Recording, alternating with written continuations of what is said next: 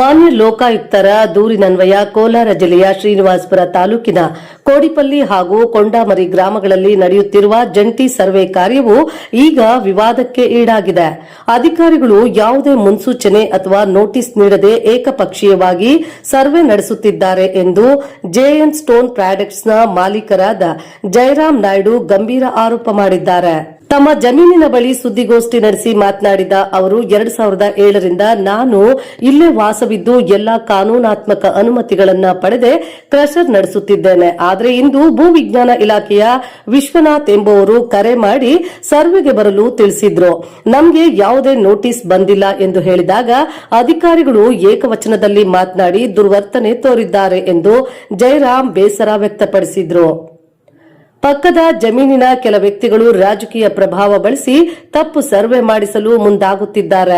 ನಮ್ಮ ಸರ್ಕಾರ ಇದೆ, ಮಿನಿಸ್ಟರ್ಗೆ ನಮಗೆ ಗೊತ್ತು ಎಂದು ಬೆದರಿಕೆ ಹಾಕುತ್ತಿದ್ದಾರೆ. ಅಲ್ಲದೆ ನಾನು ಸರ್ವೆಗೆ ಅರ್ಜಿ ಕೊಟ್ಟಾಗ ಪ್ರಭಾವ ಬಳಸಿ ಅಧಿಕಾರಿಗಳನ್ನ ವರ್ಗಾವಣೆ ಮಾಡಿಸುತ್ತಿದ್ದಾರೆ ಎಂದು ಅವರು ಆರೋಪಿಸಿದ್ರು.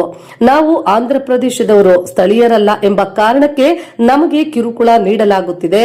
ಕಳೆದ ಸುಮಾರು 4 ವರ್ಷಗಳಿಂದ ಕ್ರಷರ್ ಸ್ಥಗಿತಗೊಂಡಿದ್ದು ಉದ್ದೇಶಪೂರ್ವಕವಾಗಿ ತೊಂದರೆ ನೀಡಲಾಗುತ್ತಿದೆ ಎಂದು ಅವರು ತಿಳಿಸಿದರು.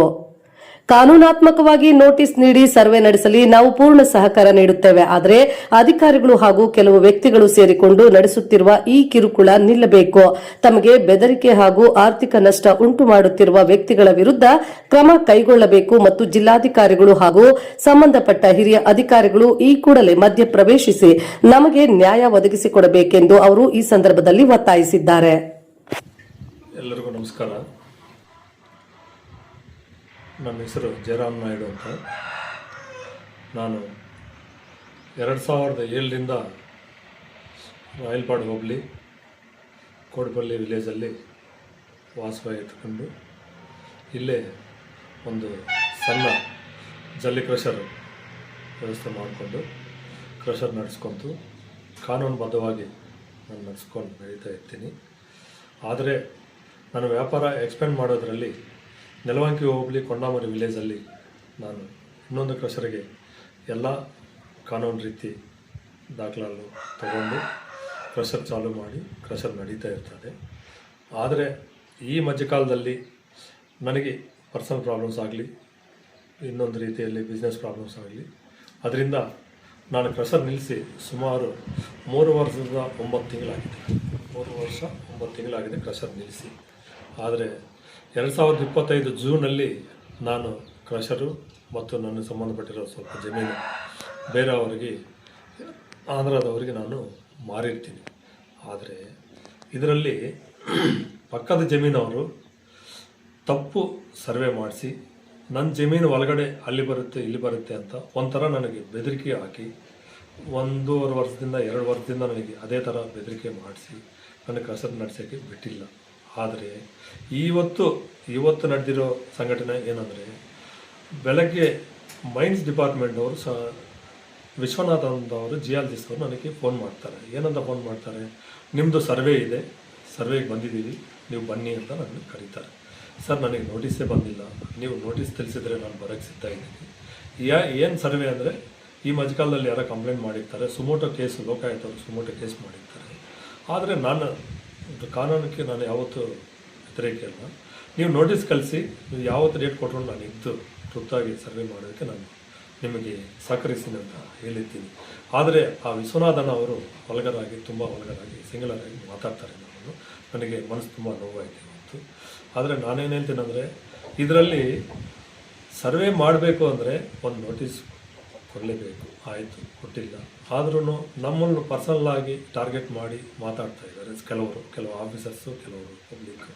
ಆದರೆ ನನಗೆ ಏನು ಭಯ ಆಗ್ತಾಯಿದೆ ಅಂದರೆ, ಸುಮ್ಮನೆ ನನ್ನ ಜಮೀನು ಅವ್ರಿಗೆ ಬರೋಲ್ಲ. ಯಾಕಂದರೆ ನಾನು 2007ರಿಂದ ಇಲ್ಲೇ ಇದ್ದೀನಿ. ನನ್ನ ಜಮೀನು ಎಲ್ಲಿ ಗಂಟೆ ಐತೆ ಏನು ಅಂತ ನಮ್ಗೆ ಚೆನ್ನಾಗಿ ಗೊತ್ತು. ಆದರೆ ಅವರು ಸ್ವಲ್ಪ ಅಧಿಕಾರಿಗಳನ್ನು ಕೆಲವರು ಪ್ರಭಾವಿತ ಮಾಡಿ ನನ್ನ ಮೇಲೆ ಒಂಥರ ದಾಳಿ ಮಾಡಿ ನನ್ನ ಜಮೀನು ಒಳಗಡೆ ಬರೋದಕ್ಕೆ ನಂದು ಒಂದು 10 ಗಂಟೆ ಬರುತ್ತೆ, 20 ಗಂಟೆ ಬರುತ್ತೆ, ಒಂದಿನ ಬರ್ತಾರೆ 10 ಗಂಟೆ ಅಂತಾರೆ, ಒಂದಿನ ಬರ್ತಾರೆ 1 ಎಕರೆ ಅಂತಾರೆ.